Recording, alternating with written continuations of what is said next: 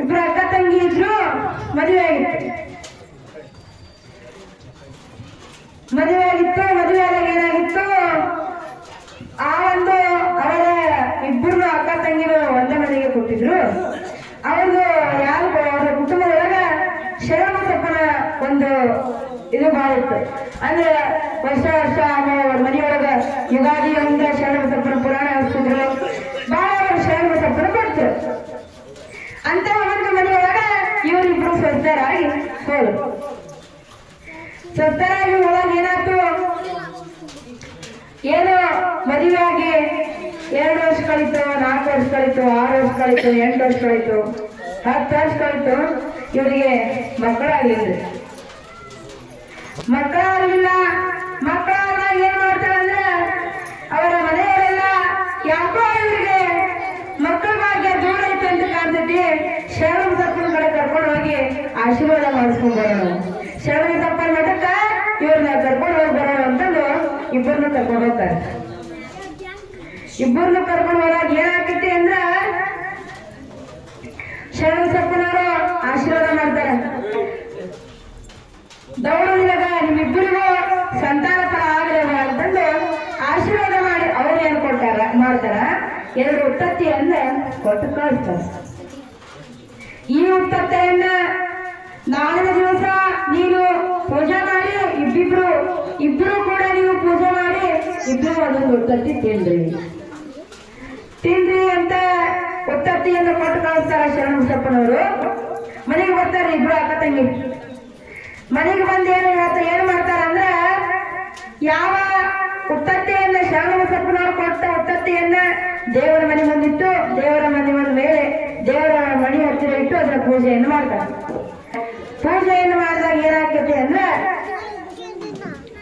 ಆಗ ಅಕ್ಕ ಏನ್ ಮಾಡ್ತಾರ್ರಿ, ಅಕ್ಕ ಬಹಳ ಚೆನ್ನಾಗಿರ್ತಾಳ. ಇದು ನಮ್ ತಂಗಿಗೆ ಏನ್ ಮಾಡೋದು, ಬ್ಯಾರೆ ಉತ್ತತ್ತಿ ತರಿಸ್ಕೊಟ್ರಾತು, 2 ಉತ್ತತ್ತಿ ನಾಡ ತಿಂದ್ರೆ ಯಾರ ಮಕ್ಕಳ ಹಾಕೋಣ ಅಂತಂದು ಅಕ್ಕ ಏನ್ ಮಾಡ್ತಾರ್ರಿ, 2 ಉತ್ತತ್ತಿ ತಾನ ತಿಂದು ಅಂಗಡಿಯಾಗ ಕಿರಾಣಿ ಅಂಗಡಿಯಾಗ ಒಂದು ಉತ್ತತ್ತಿ ತರಿಸಿ ಆ ತಂಗಿಗೆ ಕೊಡ್ತಾಳ್ರಿ. ಬೆಳಿಗ್ಗೆ ತಗೊಳ್ವಾ, ಮತ್ತೆ ನಿನ್ನೆ ದಿವಸ ಶರಣಬಸಪ್ಪನವರ ಅಜ್ಜ ಕೊಟ್ಟಿದ್ದು ಉತ್ತತ್ತಿಯನ್ನ ನೀನು ತಗೋ. ಆಕೆ ಏನು ಮಾಡ್ತಾರ, ಇದು ಅಜ್ಜಾರ ಕೊಟ್ಟಿದ್ದು ಉತ್ತತ್ತಿ, ಶರಣಬಸಪ್ಪನವರೇ ಇದು ಕೊಟ್ಟಿದ್ದು ಉತ್ತತ್ತಿ ಅಂತ ಆಕೆ ಭಕ್ತಿಯಿಂದ ತಿಂತಾಳ. ಇನ್ನೇನು 4-6 ದಿನಗಳ ಹೋದ್ವು. ಅಕ್ಕ ಒಂದು ಬಸರಾಗಿರು ಹೊಟ್ಟಿಲಾದ. ಅಕ್ಕ ಹೊಟ್ಟಿಲಾದ್ದು ತಂಗಿಗೆ ಮಕ್ಕಳಾಗಲಿಲ್ಲ. ಈಕೆ ಉತ್ತತ್ತಿ ತಿಂದೇ ಇಲ್ಲ, ತಂಗಿಗೆ ಮಕ್ಕಳಾಗಲಿಲ್ಲ. ಅಕ್ಕಗ 2 ಮಕ್ಕಳಾದವು. ಅಕ್ಕಗ ಮಕ್ಕಳಾದಾಗ ಅಕ್ಕಾಗ ದಿನ ತುಂಬಿದ್ವು. 8 ತಿಂಗಳಾಯ್ತು, 9 ತಿಂಗಳಾಯ್ತು, 10 ತಿಂಗಳಾಯ್ತು. ಕೂಸು ಹೊರ ಬಂತು. ಶರಣಪ್ಪನವ್ರು ತಡೆ ಹಿಡಿದಾರ. ಯಾವ ತಂಗಿಗೆ ಮೋಸವನ್ನು ಮಾಡಿ ಬೇರೆ ಉತ್ತತ್ತಿಯನ್ನ ಕೊಟ್ಟಿದ್ದಕ್ಕ ಶರಣಪ್ಪನವ್ರು ತಡೆ ಹಿಡಿದಾರೆ. ಆಗ ಏನ್ ಮಾಡ್ತಾರ, ಮತ್ತೆ ಶರಣಬಸಪ್ಪನವ್ರ ಪಾದಕ್ಕೆ ಬರ್ತಾರ. ಇಬ್ರು ಅಕ್ಕ ತಂಗಿ ಬಂದಾಗ ಏನ್ ಮಾಡ್ತಾರ, ಶರಣಬಸಪ್ಪನವ್ರಿಗೆ ಹೇಳ್ತಾರ, ಅಪ್ಪ ಮತ್ತೆ ಹಿಂಗಾಗೈತಿ, ನೀವು ಕೊಟ್ಟಿದ್ದು ಉತ್ತತ್ತಿಯನ್ನು ನಾವು ತಿಂದೀವಿ,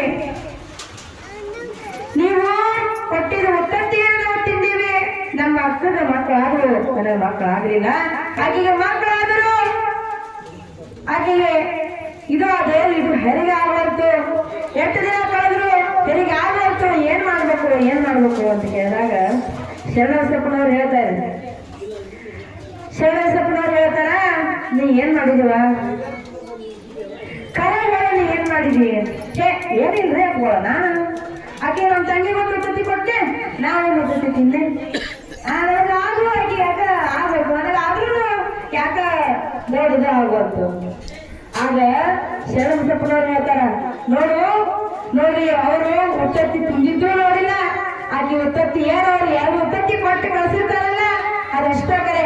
ಆದ್ರೆ ಮಹಾತ್ಮರು ಪವಾಡ ಪುರುಷರು ಶರಣಬಸಪ್ಪನವ್ರು ಏನ್ ಹೇಳ್ತಾ ಅಂದ್ರೆ, ನಿಮ್ಮ ತಂಗಿಗೆ ನೀನು ಮೋಸವನ್ನು ಮಾಡಿದೆ,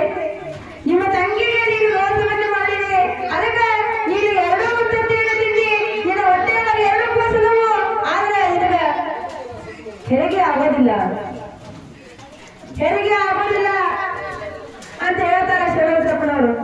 ಆಗ ಈಗ ಏನ್ ಮಾಡ್ಬೇಕ್ರಿ? ಹೌದ್ರಿ ಬುದ್ಧಿ, ನಂದು ತಪ್ಪಾಗಿದ್ದೆ, ನಾನು ಯಾವತ್ತೂ ಇನ್ನೂ ಹಿಂಗ್ ಮಾಡಲ್ಲ, ದಯವಿಟ್ಟು ನನಗೆ ಇದಕ್ಕೆ ಏನಾದ್ರು ಪರಿಹಾರವನ್ನು ಮಾಡಿಕೊಡ್ರಿ ಅಂತ ಕೇಳ್ತಾಳ್ರಿ.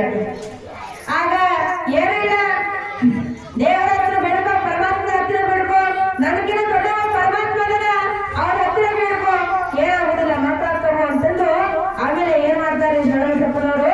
ಈ ತಂಗಿಗೆ ಒಂದು ಉತ್ತತ್ತಿಯನ್ನು ಕೊಟ್ಟು ತಾವೇ ಆಶೀರ್ವಾದ ಮಾಡಿ ತಂಗಿ ಒಂದು ಉತ್ತತ್ತಿ ಕೊಟ್ಟು ಕಳಿಸ್ತಾರೆ. ಆದ್ರಿಂದ